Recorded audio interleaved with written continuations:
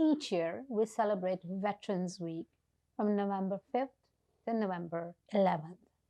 We honor those who have served Canada, past and present, in times of war, military conflict, and of course, peace. Continuing with this noble tradition, we have invited veteran Mr. Kevin McLean to share his thoughts with us. Please join me in welcoming him to the show. Thank you so much for being here. It's my pleasure to be here with you today. I just have to correct you on thing is the actual start of the Poppy campaign actually starts on October 30th Okay. and then runs to November the 11th. I stand corrected. That's okay. Most people don't realize that we actually started the last 2 days of October, and most people think it goes from the 1st to the 11th, but it actually starts the last weekend of October. All right. So before we talk about how this year the celebrations are a little bit different because of COVID, why don't you share with us this tradition of Poppy Week, and why do we all wear poppies during this time? Poppy Week, well, Remembrance Week, as we all call it, started after the First World War because of what happened. To end it was on the 11th day of the 11th hour of the 11th month, the shooting and shelling stopped. Okay. So that is why the 11th, on the 11th of the 11th, is the time that we all stop and take 2 minutes to pay respect to the veterans from the First World War, the Second World War, the Boer War, Korea, and peacekeeping missions, as well as those that have died in service in Afghanistan, the recent conflict. And this week, again, it's sad, but we are going to be celebrating the death of Corporal Choi, who was killed in a training accident at CFB Wainwright in Alberta. Okay. You know, the kids all learned the poem "In Flanders Fields" by Captain McCrae, and that's basically where it got its findings because of him seeing the blood red poppies sitting in Flanders Fields. All right. So this is a brief history, and I'm sure people would want to know a little bit more about it, but they can do some research themselves on this. Now, I would like to talk a little bit about COVID-19.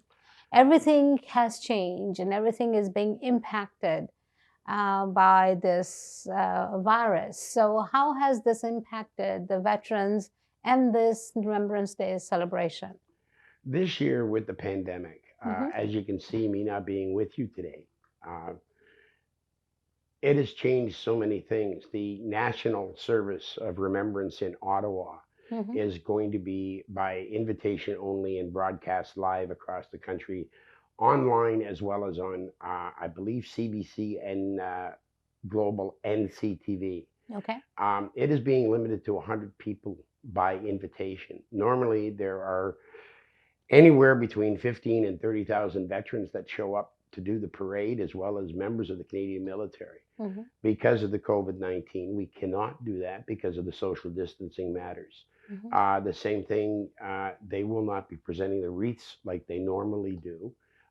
Because of the COVID-19, they will not be coming up. The consular services, which is all the embassy representatives, will not be doing what they normally do. Okay. Here in Toronto, all the Remembrance Day services have been canceled due to the fact of COVID-19. This affects everybody because so many people like to go to the cenotaphs here in Scarborough, downtown Toronto, in Etobicoke, all over the province, all over the country. It is something that they can go and sort of pay homage to their maybe grandfather, uncle, aunt, cousin that has served in the military. It's going to be different this year because those services are not going to take place. A lot of people, there's been a movement on Facebook that they're asking people to stand outside their doorway at 11 o'clock and stand there for 2 minutes of silence. And they're hoping to get that to go across the country. Okay. You will not be seeing the regular Legion people in their Legion uniforms, both veterans and non-veterans, tagging with poppy boxes this year because of the COVID-19. There are poppy boxes in the stores. The grocery stores, the liquor stores, other retailers have taken them to at least assist with the funding. A lot of it from our poppy taggers for the funding. It could cost the Legion a lot of money to not have available to be able to give to the veterans that are in need of help. That is where all the Poppy Fund money goes to. It goes to assist veterans for numerous things, from a cane to a walker to a wheelchair to a hospital bed to any number of things, to helping them with house repair that needs to be done. This year, without the donations and without the taggers out there, we're worried as a Legion that we are going to lose money for the Poppy Fund and not be able to support the veterans the way we want to support So them. how can the public help? This year, HSBC Bank partnered with the Royal Canadian Legion Dominion Command and came up with an electronic Poppy box Okay. that allows people to go into the HSBC branches and a few stores, and I don't know which stores they are, across the country. And well, no, sorry, not across the country yet. Here in Ontario, that you can now tap and pay. Okay. So you can use your credit card, you can use your debit card, you can use your iPhone, and it'll automatically cause a $2 donation to go into the electronic funds. So the Legion, after all these years, is finally moving into the 21st century with this, which is great, because of the virus. Hopefully next year, this program, which HSBC Bank has developed with the Legion, will go across Canada to make it easier for all. But we don't know yet as to what the pandemic is going to do. So you will not see poppy taggers out, which is a shame, because the people enjoy seeing the members of the Legion there and talking with them, especially if the person's a veteran. You get the young children come up and ask you what you did and where you were and things like this. So they get a bit of a history lesson, and they get to meet somebody that actually served Her Majesty, their country. So it does mean a lot to the veterans as well, to be there to see the smiles on some of the children's face. All right. Well, that's what we all are going to be doing. I will be going to an HSBC bank and I will make a donation. And I'm sure you're going to want to do the same thing, right? We want to continue, COVID or no COVID. We want to continue with our noble traditions, and we want to show our gratitude by making a small donation once a year. This is our way of letting our veterans know that we appreciate, because people who do go and serve on the front lines, they pay a heavy price. They pay a heavy price. Their families pay a heavy price. And many people who come back and they continue to have many other issues as well. So we as grateful Canadians must continue to be grateful and do what we need to do. Thank you so much, Kevin, for being here. Is there anything else we need to know? There is one thing. If you live close to a Legion branch here in Toronto or anywhere across the country, you could go into the Legion branch and ask them if they would accept a check from a family or from a school, whichever. It will be hard, but remember, every donation that goes into the Poppy Fund is there to help the veterans to better their lives in their later years. And Molly, again, I thank you for having me here again this year. I hope to be back to see you again next year, and hopefully I'll be in the studio with you so that we can at least see one another better. All right. Well, thank you so much for being here. I'm glad that we were able to have this conversation, and we wish you and your family the very best. Thank you, Molly. All right. Well, thank you for being here. Don't go anywhere. We have lots more for you.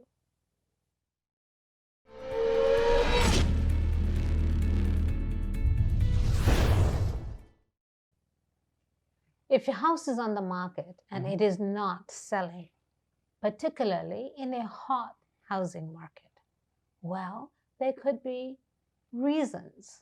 What are they? Let's talk to our real estate expert, Mr. Jay Banerjee. Please join me in welcoming him to the show. Thank you for being here, Jay. Good to be here, Molly. All right. So All right. the market is good. Sure. And somebody has a house on the market and it is not selling.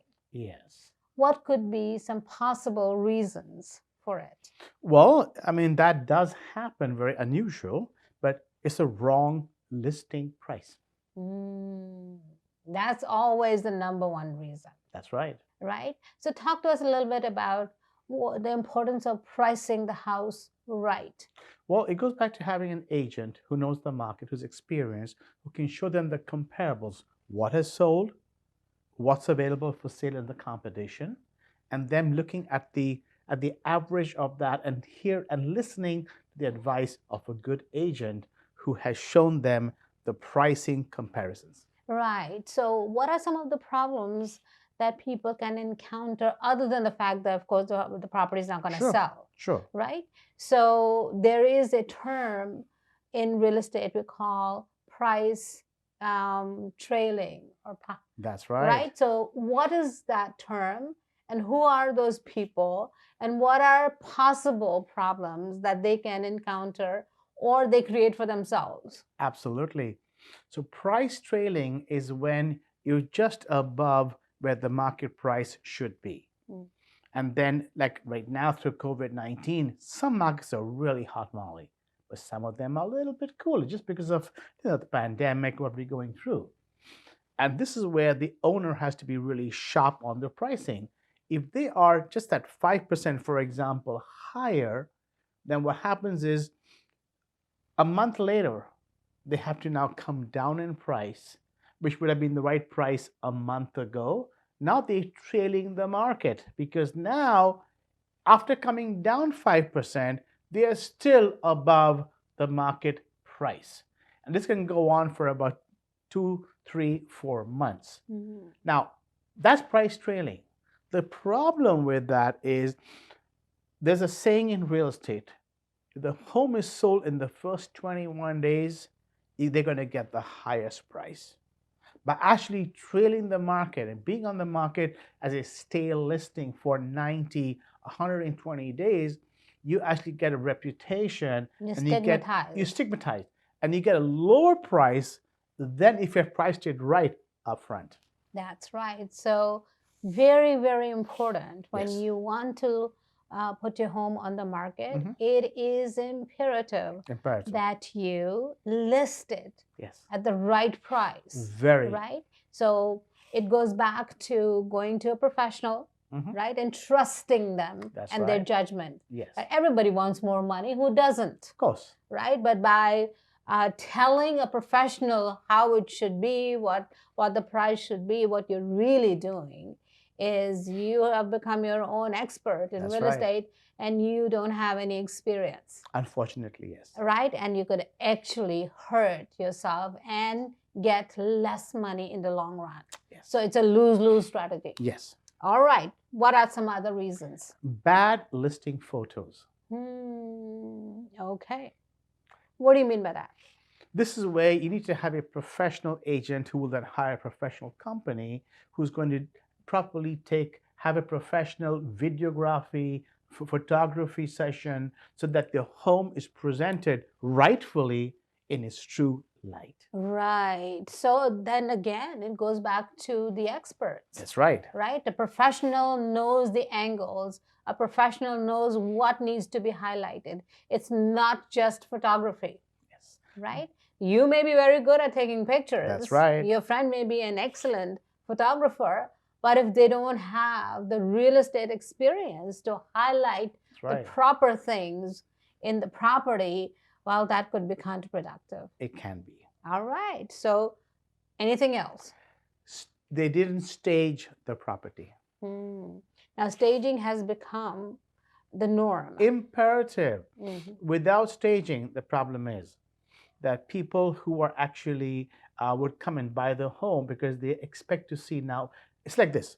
You go to buy a brand new condo or a home. You go to a builder's site. You see all these beautiful laid out living room sets and everything else. I'm not saying it should be that way every time, but there are professionals who come in and organize your existing furniture in a professional, well laid out manner as an interior decorator would do. Right. So it's no longer about when you are selling your house. That's right. It's no longer about you. You have to start to look at everything from the buyer's perspective. How will the buyers look at your property? That's right. How will the buyers see themselves in that property? That's right. Right? So right kind of furniture, right kind of setting, right kind of ambiance or atmosphere where people can see themselves living is the key to That's proper right. staging. I think of the word, the right pizzazz. Okay. Great.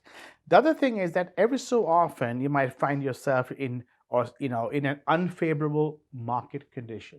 That can happen. It can happen. I mean, COVID-19, people thought it would be, it was Toronto has recovered, but there are certain areas. If you are one of the people in that position, understand your circumstance, and if you want to sell, adjust your price accordingly. For example, don't trail the market. Do the reverse. Or price it bang on. That's very important. Be aware through your agent and information what market you're in. All right. So, what is there anything else that the public needs to be aware of? Well, all of this comes into fruition by hiring people who don't sell in a good market. It's because they didn't hire a professional. That's right. And that's what I wanted to highlight. Yes. It's people are always thinking, my friend is an agent, my cousin's cousin just got licensed, and I need to help him out. Of course, somebody needs to give them a break as well. I'm not saying that we should not support people like that. But when you are looking to get the highest value for your property, it is in your best interest to look for people who are experienced. And if I may add, not just to get the highest value, but in addition to that, a home is generally your most valuable asset. That's right. So why would you gamble? We want to protect it. Absolutely. Get the best, because differential of price is negligible. That's right. So the other thing that where a lot of people go wrong is they start to talk to people who have no knowledge or experience in real estate. That's right. And everybody has an opinion. That's right. Right? And so when you start to talk about all of these things with people who have never sold real estate in their life, and then you rely upon that advice, well, it can cost you quite a bit. Right? So the right thing to do is, if you are thinking of selling your home, putting it on the market, or if your home has been on the market and it is not selling, right? Seek the help of a professional, people who do this full time, right? That's a good criteria to look for. Look at the track record. How long have they been in the business? And if you need help, you can call Jay.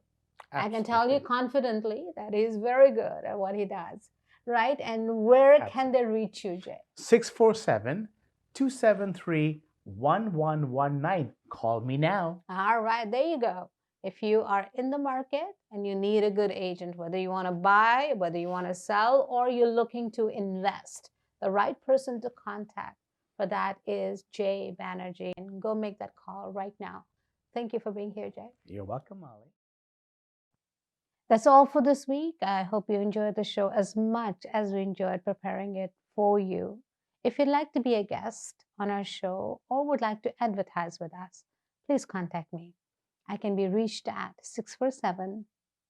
647-979-3220. Until next time, this is Molly wishing you a great week ahead.